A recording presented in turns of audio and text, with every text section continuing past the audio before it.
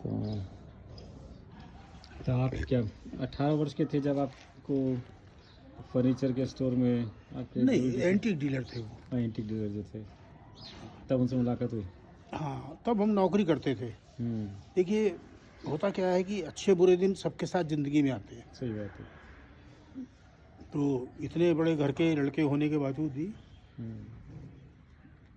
समझिए कि मुसीबतों का पहाड़ टूटा। अप, अपने ही लोगों ने बेईमानी की, अच्छा। सब हड़प के बैठ गए। तो समझिए कि उस समय जो मुफलिसी, जो गरीबी कहते हैं, वो हमने बचपन में ही भोग ली। अरे और तो जहाँ हमारी बहन ब्याही है उन्हीं के यहाँ नौकरी की। तो वो लोग बहुत मानते थे, बहुत इज्जत करते थे। घर में जितनी भी मतलब बहुएँ थी, सब चूँकि सुमन से हम बड़े हैं, तो वो सब भाई साहब ही पुकारती थी, कभी किसी ने नाम नहीं लिया। अच्छा। हाँ, बिल्कुल लड़की की तरह मानती थी। मतलब जो लाला राम सरन जी थे, वो और उनकी मिसेज, बड़े भाई साहब वगैरह तो बहुत मानते थे। वहाँ काम करते रहे। तो ये बद्रीनाथ कपूर साहब जो एंटीक डीलर थे, वो वहाँ आते थे। वो भी एंटीक में अपना पैसा ऐसा लगाते रहते थे। एंटीक कुछ सामान खरीद लिया, कुछ कर लिया, जवाहरात में कुछ खरीद लिया। मतलब आपके जो मालिक थे, ओनर थे हमारी दुकान के।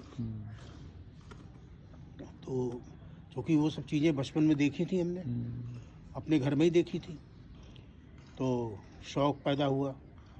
तो पेंटिंग का हमें बचपन से शौक़ था।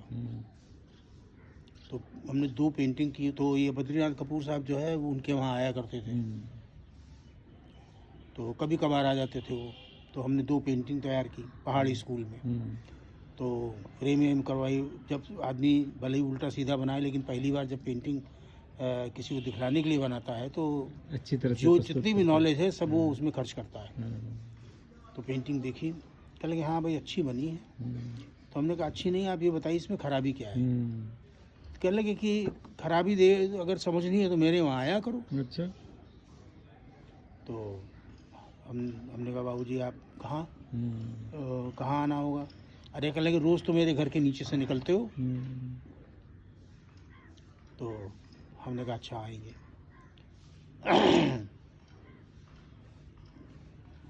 अब हो गया टाइम, निकलता गया। एक दिन फिर वो आ गए। अरे कह लगे तुम आए नहीं।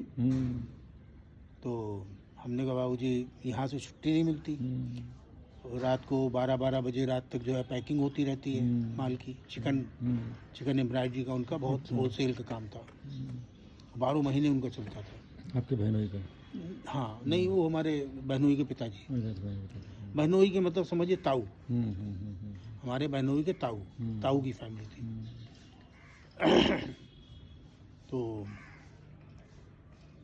लाला राम सरन जी से बोले, अरे कह लगे कि लड़का जो है इतना अच्छा हाथ है इसका, इसे छुट्टी क्यों नहीं देते हो, बृहस्पति को भी इससे काम लेते हो, कैसे आदमी हो तुम, असली बनिए हो, दम निकाल लो। तो हंसी मजाक जैसे बराबर की उम्र के लोगों में। तो कल वो बोले, कह लगे कि ठीक है बृहस्पति को आ जाएगा आप तुम्हारे वहाँ, उसमें क्या दिक्कत है। बद्री बाबू बोलते, सब लोग बद्री बाबू बोलते थे उनको। खैर बृहस्पति को उन्होंने कहरवई की एक माला, उनको हम बड़े भैया कहते थे। लाला राम सरन जी जो थे उनको बड़े भैया, सभी लोग बड़े भैया उनको बोलते थे। तो उन्होंने कहरवई की, कहरवा होता है आपके लाखों साल पहले चीड़ का जो रस होता है, उस समय जीव ये डायनासोर वगैरह का पीरियड था वो, तो पेड़ तोड़ते थे ये लोग, तो उसका रस जो टपकता था जहाँ पर, तो वो ढेर लग जाता था। अब वो अर्थक्वेक हुए तो ज़मीन पलट गई। अब वो मालूम है ज़मीन के नीचे चला गया। लाखों साल बाद जब वो ज़मीन खोदी गई तो उसमें वो फॉसिल बन गया उसका। तो वो कहरवा बोलते हैं उसको। हमारे यहाँ शास्त्रों में उसको अंबरमणि कहा गया है। तो उसमें अंबरमणि से कहा गया कि उसमें अंबर जो एक औषधि है, जो अंडमान निकोबार वगैरह में अंबर आयुर्वेदिक औषधि है, वो व्हेल मछली जो होती है प्रजाति की, उसकी वो उल्टी है, कै है उसकी, वो मेटिंग हम्म। मटेरियल है वो, हम्म। तो वो किनारे काला काला इकट्ठा हो जाता है, वो सुपर कॉस्टली है। अंबर जो है, जैसे कस्तूरी है, अंबर है, तो ये सब बहुत बहुत महंगा बिकता है बाजार में, तो उसमें से अंबर की महक आती है, इसलिए उसको अंबर मणि बोलते हैं। तो वो माला एक उन्होंने दी, कह लगे जाओ बद्रिया वो क्या चले जाओ, जरा दिखला लाओ कितने की माला ले लें। और सस्ता था उस जमाने, हम ही ने नहीं लिया, कभी खरीदा। आज अफसोस होता है, मूंगे की माला आप समझिए 15 रुपये 20 रुपए की मूंगे की माला मिलती थी, आज जो 250 रुपये 300 रुपये कैरेट रत्ती में अगर मूंगा ढूंढे तो नहीं मिलता है। और पूरी 108 दाने की माला जो है वो 15 रुपये 20 रुपए की मिलती थी।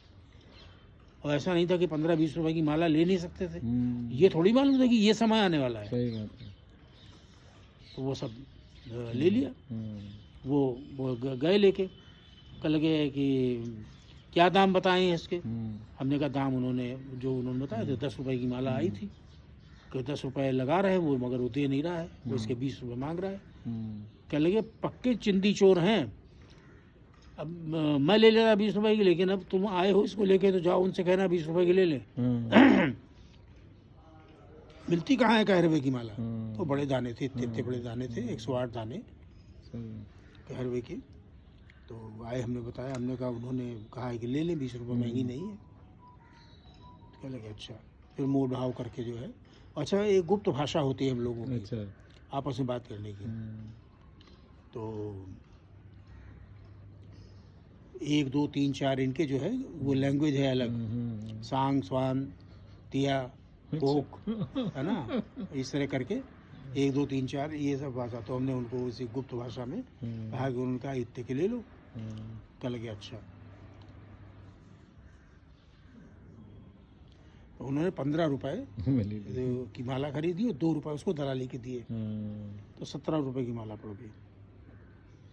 तो खैर वो कह लगे बैठो बैठो तुम्हें कुछ दिखलाना है। अब वो अपनी अंदर कोठरी में से गठरी निकाल के लाए, पेंटिंग उसमें निकाली। कह लगे देखो ये सब पेंटिंग खराब है, और तुम जब मेरे पास आके बैठो तो मैं बताता जाऊँ, तुम इसको ठीक करो, तुम्हारा हाथ भी सधेगा और तुम्हें आ भी जाएगा। अब हमारे अंदर से वो जो एक होती है इच्छा, वो जागी। मैं कहा नहीं, बात तो सही है, और कोई पैसा भी नहीं देना है। और साथ में बोले, कह लगे लेकिन एक बात समझ लो कि इसकी मजदूरी कुछ नहीं मिलेगी। अच्छा। सीख रहे हो ना, मजदूरी क्या, मान लो खराब हो गई तो क्या होगा। हमने कहा हाँ बाबूजी ये बात तो सही है। तो खैर वो बृहस्पति उनके यहाँ जाने लगे। आके हमने दुकान में बताया, हमने कहा बड़े भैया वो इस तरह का नहीं। कह लगे तो चल क्या है, चले जाया करो, और कोई ऐसा हर्ज नहीं हुआ जा रहा है। अच्छा है, हाथ का काम एक सीख लोगे तो तुम्हारे काम आएगा। खैर वो उनके यहाँ जाने लगे बृहस्पति, और सवेरे से लेके शाम तक। तो हम असल में क्या है कि साइंस में हमारी रुचि ज़्यादा थी। स्टूडेंट भी हम 9th तक जो हमने पढ़ाई की तो उसमें साइंस हमारे पास थी, तो ज़्यादा बहुत बढ़िया नहीं समझ। मैथ तो हमारी बिल्कुल ही चौपट थी, मैथ तो हमारी समझ में आती नहीं थी। तो अब उन्होंने शाम को 4 बजे, और उनकी जो बेटे की बहू थी तो वो चाय लेकर आती थी बाबूजी के लिए। तो हम दोनों जने जो है गुरु चेला चाय पीते थे, और साथ में वो कुछ ले आई, कचरी ले आई तली हुई, और कुछ चिप्स ले आई या कुछ और ले आई, मटरी ले आई। वो खाते पीते थे और अपना चाय वाय पीते थे।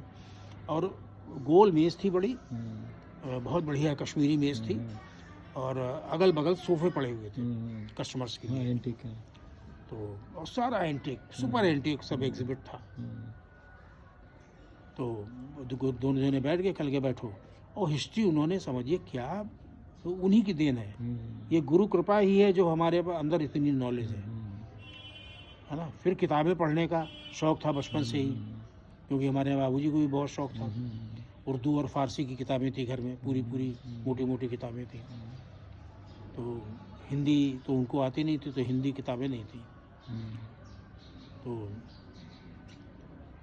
अब वो जब चाव लगा तो लाइब्रेरी वगैरह 2 थी लाइब्रेरी हमारे चौक पे। एक जैन श्वेतांबर लाइब्रेरी थी, एक संस्कृत सुबोधनी लाइब्रेरी थी, पुस्तकालय था।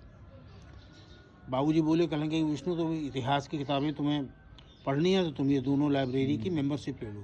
तो 2 रुपये पड़ते थे उसमें मेंबरशिप के, 10 रुपये पड़ते थे सिक्योरिटी के और 2 रुपया महीना उसको है वो फीस पुस्तकालय की। वो दोनों जगह की हमने ज्वाइन कर ली और शाम को वो हिस्ट्री पढ़ाते थे हमको। आप समझिए क्या याददाश्त थी उनकी। मतलब आज हम सोचते हैं तो लगता है कि ये सब भगवान की कृपा अगर है तभी गुरु मिलता है। सही। सक्षम गुरु जो मिलता है वो भगवान की कृपा से ही मिलता है। हिस्ट्री पढ़ाई, कौन सी चीज़ एंटिक्स में है जो उन्होंने हमको नहीं सिखलाई, और सामान उनके पास, बात कर रहे हैं, बता रहे हैं, अच्छा ठहरो मैं दिखलाता हूँ। कॉइन्स पढ़ा रहे हैं तो बता रहे हैं कॉइन्स, अच्छा ठहरो मैं बताता हूँ। मालूम है इतने बड़े संदूकची निकाल रहा है कोठे में से, और संदूकची खोल के बैठ गया। कल लगे बैठो इधर, ईरानी कालीन बिछा हुआ था बढ़िया, आज तो लाखों रुपए का होगा वो। और बैठ गए दोनों जने, देखो ये मुग़ल है, ये तुगलक है, ये सल्तनत है, ये पंचमार्की है, ये है, मतलब एक से एक जानकारी। अरे बड़ी नॉलेज थी उनको, सिक्के जवाहरात ले